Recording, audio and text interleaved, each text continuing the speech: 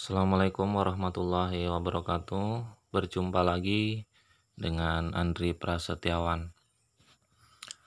Kali ini saya akan memberikan informasi tentang bagaimana cara penyusunan rencana pelaksanaan pembelajaran jarak jauh di masa pandemi COVID-19. Jadi file ini berasal dari Kementerian Pendidikan dan Kebudayaan langsung. Jadi ini resmi dari Kemdikbud. Oke, sebelum lanjut, yang belum subscribe silahkan subscribe dulu agar kalian tidak ketinggalan video dari saya.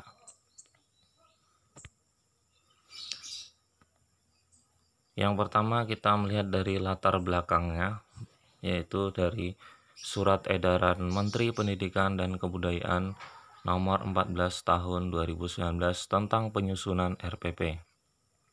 Surat Edaran Menteri Pendidikan dan Kebudayaan Nomor 4 Tahun 2020 tentang pelaksanaan kebijakan pendidikan dalam masa darurat penyebaran coronavirus diabetes 2019 atau COVID-19. Surat Edaran Sekretaris Jenderal Kementerian Pendidikan dan Kebudayaan Nomor 15 Tahun 2020 tentang pedoman penyelenggaraan belajar dari rumah dalam masa darurat penyebaran coronavirus disease 2019. Diberlakukannya pembelajaran jarak jauh atau PJJ, BDR sebagai konsekuensi pemberlakuan protokol kesehatan pencegahan penyebaran COVID-19. Mutu pendidikan dikhawatirkan dapat menurun bahkan secara global karena PJJ masih belum dapat dipastikan mampu menjadi model pembelajaran yang efektif. Sumber dari UNESCO. Kebijakan Merdeka Belajar memiliki potensi besar untuk mendorong adaptasi kebiasaan belajar baru. SE Menteri Nomor 4 Tahun 2020. Belajar dari rumah melalui pembelajaran jarak jauh atau daring luring dilaksanakan untuk memberikan pengalaman belajar yang bermakna bagi siswa tanpa terbebani tuntunan menuntaskan seluruh kurikulum untuk kenaikan kelas maupun kelulusan.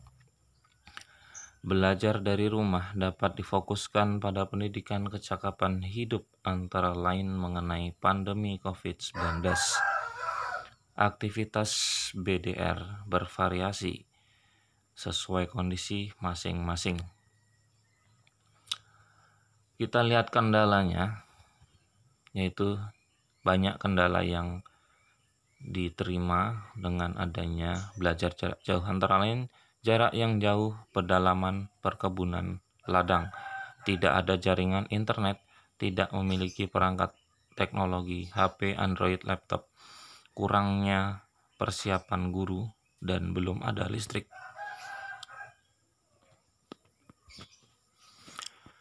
Kegiatan pembelajaran luring memberikan materi dan penugasan untuk dikerjakan sebelum siswa belajar di rumah dikumpulkan saat masuk sekolah. Memberikan materi dan tugas dengan cara diantar langsung ke tiap siswa, diambil lagi beberapa hari kemudian. Guru mengunjungi setiap siswa ke rumah masing-masing secara berkala. Siswa diberi tugas mandiri atau proyek belajar di rumah. Siswa diminta mengisi jurnal belajar mandiri setiap hari dan diketahui orang tua. Jurnal belajar siswa diperiksa oleh guru. Kegiatan pembelajaran daring memberikan petunjuk, link, video tutorial, dan penugasan mandiri secara daring melalui aplikasi. Menggunakan Learning Management System (LMS), Google Classroom, Moodle, dan Virtual Class. Memberikan petunjuk, link, video tutorial, dan penugasan mandiri secara daring dan kombinasi tatap muka virtual. Melakukan tatap muka atau tutorial secara virtual, Webex, Zoom, Skype, Hangout, dan berlangsung secara klasikal. Adapun media komunikasi yang bisa digunakan adalah melalui WhatsApp, grup, SMS, telepon, email, dan kunjungan ke rumah siswa. Untuk penyampaian tugas pelaksanaan oleh peserta didik dalam kebijakan belajar di rumah. Pengendalian pembelajaran. Komunikasi melalui grup WhatsApp. Grup WhatsApp kelas paling banyak dipilih sekolah sebagai bentuk pembelajaran proses belajar dari rumah. Komunikasi melalui grup WhatsApp orang tua mengunjungi siswa. Komunikasi melalui SMS. Komunikasi melalui telepon, melalui VCon. Kepala sekolah bersama semua guru hadir di sekolah setiap hari. Kepala sekolah bersama guru piket hadir di sekolah setiap hari secara bergantian. Kepala sekolah bersama semua guru melaksanakan koordinasi melalui WhatsApp grup sekolah. Koordinasi sekolah paling banyak dilakukan dengan hadir setiap hari.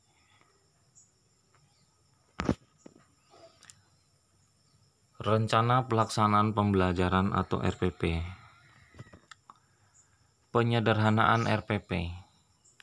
Untuk definisi, RPP adalah rencana kegiatan pembelajaran tahap tatap muka untuk satu pertemuan atau lebih. Dokumen dasarnya, RPP dikembangkan dari silabus dan disusun berdasarkan KD atau subtema. Pertimbangan, guru-guru sering diarahkan untuk menulis RPP dengan sangat rinci sehingga banyak menghabiskan waktu yang seharusnya bisa lebih difokuskan untuk mempersiapkan dan mengevaluasi proses pembelajaran itu sendiri. Komponen inti terdiri dari tujuan pembelajaran, langkah-langkah pembelajaran, dan penilaian pembelajaran atau assessment. Standar baku format RPP tidak ada. Guru bebas membuat, memilih, mengembangkan, dan menggunakan RPP sesuai dengan prinsip efisien, efektif, dan berorientasi pada murid. Efisien berarti penulisan RPP dilakukan dengan tepat dan tidak menghabiskan banyak waktu dan tenaga. Efektif berarti penulisan RPP dilakukan untuk mencapai tujuan pembelajaran. Berorientasi pada murid berarti penulisan RPP dilakukan dengan mempertimbangkan kesiapan, ketertarikan, dan kebutuhan belajar murid di kelas. Jumlah halaman. Tidak ada persyaratan jumlah halaman, bisa satu halaman asal semua dengan prinsip efisien, efektif, dan berorientasi kepada murid. Apa itu RPP? RPP atau rencana pelaksanaan pembelajaran adalah kegiatan pembelajaran tatap muka untuk satu pertemuan atau lebih. Ada di lampiran Permendikbud nomor 22 tahun 2016 tentang standar proses. Dokumen acuan pengembangan RPP. RPP dikembangkan dari silabus dan disusun berdasarkan KD atau subtema. Tujuannya untuk mengarahkan kegiatan pembelajaran peserta didik untuk mencapai kompetensi dasar. Kewajiban menyusun RPP. Setiap pendidik pada satuan pendidikan berkewajiban menyusun RPP secara lengkap dan sistematis. Mengapa harus menyusun RPP? Supaya pembelajaran berlangsung secara interaktif, inspiratif, menyenangkan, menantang, efisien, memotivasi peserta didik untuk berpartisipasi aktif, serta memberikan ruang yang cukup bagi prakarsa, kreativitas, dan kemandirian sesuai dengan bakat, minat, dan perkembangan fisik serta psikologis peserta didik. RPP bukan tugas administrasi guru, Penyusunan RPP bukan merupakan pekerjaan yang bersifat administratif, melainkan bagian dari tugas profesi seorang guru, sebagaimana tercantum pada Pasal 20 Undang-Undang Nomor 14 Tahun 2005 tentang guru dan dosen. Pertimbangan penyederhanaan RPP. Guru-guru sering diarahkan untuk menulis RPP dengan sangat rinci, sehingga banyak menghabiskan waktu yang seharusnya bisa lebih difokuskan untuk mempersiapkan dan mengevaluasi proses pembelajaran itu sendiri. Prinsip penulisan RPP dilakukan efisien, dilakukan dengan tepat, dan tidak menghabiskan banyak waktu dan tenaga. Efektif, dilakukan untuk tujuan pembelajaran. Berorientasi pada murid, mempertimbangkan kesiapan, ketertarikan, dan kebutuhan belajar murid di kelas. Teknik penulisan RPP. Tidak ada persyaratan jumlah halaman, tidak ada standar baku untuk format penulisan RPP. Guru bebas membuat, memilih, dan mengembangkan serta menggunakan RPP sesuai dengan prinsip efisien, efektif, dan berorientasi pada murid. Format RPP. Guru tetap menggunakan format RPP yang telah dibuatnya. Guru dapat pula memodifikasi format RPP yang sudah dibuat sesuai dengan prinsip efisien, efektif, dan berorientasi kepada murid. RPP di masa pandemi COVID-19. Jumlah komponen minimal dalam RPP. 1. Tujuan pembelajaran. 2. Langkah-langkah pembelajaran kegiatan. 3. Penilaian pembelajaran atau assessment. Komponen-komponen lainnya adalah pelengkap. Berikut langkah-langkah pelaksanaan PJJ daring oleh pendidik. Pra-pembelajaran. Siapkan nomor telepon orang tua, wali peserta didik atau peserta didik dan membuat grup WhatsApp atau melalui komunikasi lainnya sebagai media interaksi dan komunikasi. Diskusikan dengan orang tua atau peserta didik ketersediaan gawai, laptop, komputer, dan akses internet. Aplikasi media pembelajaran daring yang akan digunakan. Cara menggunakan aplikasi daring. Materi dan jadwal pembelajaran daring. Buat RPP yang sesuai dengan kondisi dan akses pembelajaran daring, serta memastikan orang tua atau wali peserta didik atau peserta didik sendiri mendukung proses pembelajaran daring. Saat pembelajaran ada dua, yaitu tatap muka virtual dan LMS. Untuk tatap muka, 1. Periksa kehadiran peserta didik dan pastikan peserta didik siap mengikuti pembelajaran. 2. Mengajak peserta didik berdoa sebelum dan sesudah pembelajaran. 3. Penyampaian materi sesuai dengan metode yang digunakan. 4. Selalu berikan kesempatan pada peserta didik untuk berkarya, mengemukakan pendapat dan atau melaksanakan refleksi. Untuk yang LMS, 1. Komunikasi dengan orang tua atau wali, peserta didik atau peserta didik sendiri terkait penugasan belajar. 2. Berkomunikasi dengan orang tua atau wali, peserta didik atau peserta didik sendiri, memastikan peserta didik siap mengikuti pembelajaran dan mengakses LMS. 3. Memantau aktivitas peserta didik dalam LMS. 4. Membuka layanan konsultasi bagi peserta didik yang mengalami kesulitan. Yang ketiga, usai pembelajaran. 1. Setiap peserta didik mengisi lembar aktivitas sebagai bahan pemantauan belajar harian. 2. Mengingatkan orang tua atau wali peserta didik atau peserta didik sendiri untuk mengumpulkan foto lembar aktivitas dari penugasan. 3. Memberikan umpan balik terhadap hasil karya atau tugas peserta didik atau lembar refleksi pengalaman belajar. Langkah fasilitas PJJ Luring menggunakan media buku, modul, dan bahan ajar dari lingkungan sekitar. Waktu pembelajaran dan pengumpulan hasil belajar disepakati dengan peserta didik dan atau orang tua atau wali dan sesuai dengan kondisi. Untuk pra pembelajaran, 1. Menyiapkan RPP, 2. Menyiapkan bahan ajar, jadwal, dan penugasan, kemudian mengirimkannya ke peserta didik atau orang tua wali. 3. Memastikan semua peserta didik telah mendapatkan lembar jadwal dan penugasan. 4. Jadwal pembelajaran dan penugasan belajar diambil oleh orang tua wali peserta didik sekali seminggu di akhir minggu atau disebarkan melalui media komunikasi yang tersedia.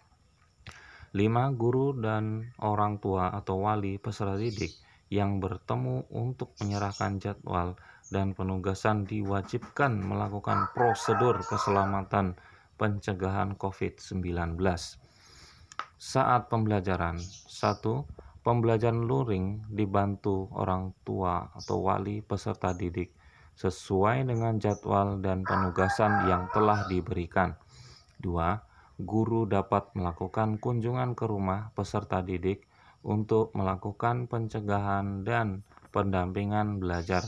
Jika ini dilaksanakan, wajib melakukan prosedur pencegahan penyebaran COVID-19. 3. Berdoa bersama sebelum dan sesudah belajar. Usai pembelajaran, 1. Setiap peserta didik mengisi lembar aktivitas sebagai bahan pemantauan belajar harian. 2. Orang tua atau wali peserta didik memberikan tanda tangan pada tiap sesi belajar yang telah tuntas di lembar pemantauan harian. 3. Penugasan diberikan sesuai dengan jadwal. 4. Muatan penugasan adalah pendidikan kecakapan hidup, antara lain mengenali pandemi COVID-19. Selain itu, perlu dipastikan adanya konten rekreasional dan ajakan melakukan olahraga atau kegiatan fisik dalam upaya menjaga kesehatan menilai dan fisik peserta didik selama periode belajar di rumah. 5. Hasil penugasan berikut lembar pemantauan aktivitas harian dikumpulkan setiap akhir minggu sekaligus mengambil jadwal dan penugasan untuk minggu berikutnya. Ini dapat juga dikirim melalui alat komunikasi. Lalu bagaimana RPP-nya? Ya, untuk semester 1, misalkan subtema organ gerak hewan. Untuk mapel IPA, menjelaskan alat gerak dan fungsinya pada hewan dan manusia serta cara memelihara kesehatan alat gerak manusia.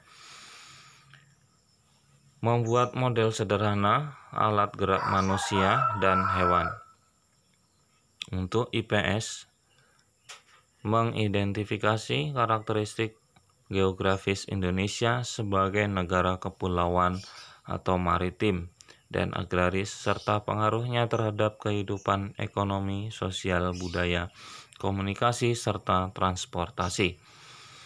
Menyajikan hasil identifikasi karakteristik geografis Indonesia sebagai negara kepulauan atau maritim dan agraris serta pengaruhnya terhadap kehidupan ekonomi, sosial, budaya, serta transportasi. Untuk PPKN, bersyukur pada Tuhan Yang Maha Esa atas nilai-nilai Pancasila dalam kehidupan sehari-hari. Bersikap tanggung jawab, cinta tanah air, dan rela berkorban sesuai nilai-nilai Pancasila.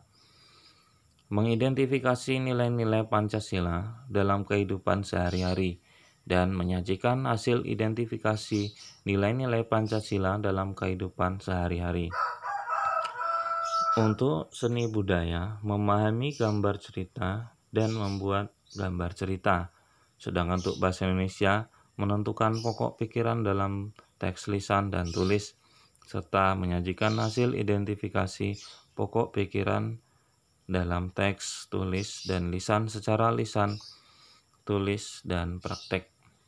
Ini merupakan kompetensi dasar yang harus dicapai.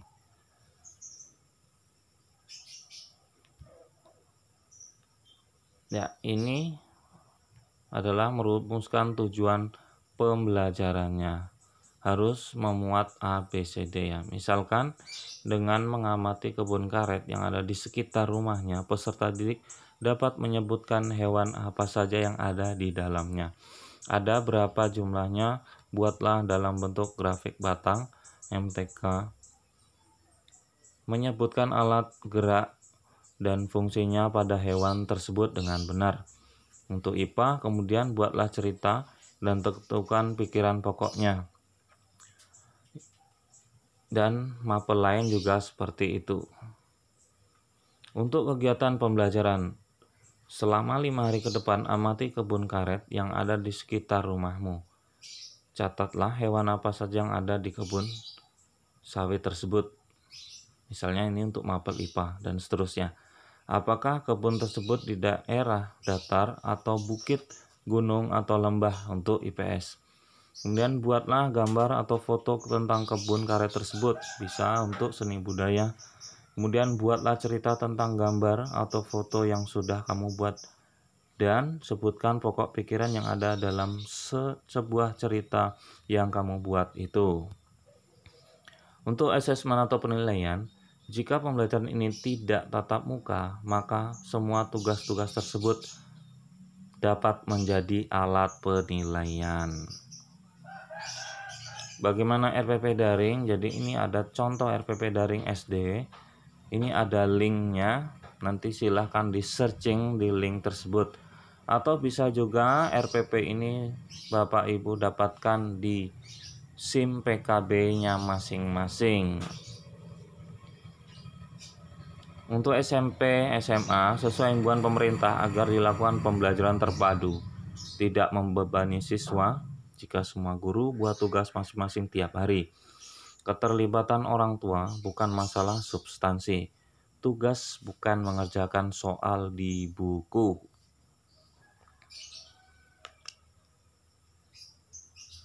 Ya, ini untuk contoh kompetensi dasar SMA kelas 9. Kelas 10 ya, ini contoh. Mapel bahasa Indonesia, kompetensi dasar pengetahuannya, mengidentifikasi teks laporan, hasil observasi yang dipresentasikan secara lisan dan tulis. Ya ini ya, ini hanya contoh. Untuk bawahnya materi penugasan, misalkan buatlah makalah yang berkaitan dengan virus. Kembangkan IPK-nya untuk mapel bahasa Indonesia, matematika, biologi untuk 1 minggu. Ini ada alternatif model format RPP ya. Untuk RPP-nya itu 1 lembar saja sudah cukup. Ya, sekolah, mata pelajaran, kelas atau semester, materi pokok, alokasi. Kemudian yang dibuat adalah A. Tujuan pembelajaran, B. Kegiatan pembelajaran terdiri dari kegiatan pendahuluan, kegiatan inti, dan kegiatan penutup. Kemudian langsung yang C. Penilaian pembelajaran. Bisa juga dibuat seperti ini, alternatif model format RPP-nya. Ya, dibuat pakai tabel, sebenarnya sama saja ya, tinggal Bapak Ibu lebih suka yang mana. Ini juga bisa seperti ini, alternatif model format RPP-nya. Dan ini ada salah satu contoh RPP di Jepang. Ya, hanya 1 lembar, kurang lebih sama ya. Ini bisa juga di searching di Google ya. Baik, itu saja yang bisa saya berikan untuk hari ini. Jika video ini sangat bermanfaat menurut Bapak Ibu, silahkan bantu subscribe channel saya ini supaya saya semakin semangat dalam membuatkan konten-konten di dunia pendidikan, terutama di bidang olahraga atau guru penjaskes. Baik, sekian dari saya akhiri. Assalamualaikum warahmatullahi wabarakatuh.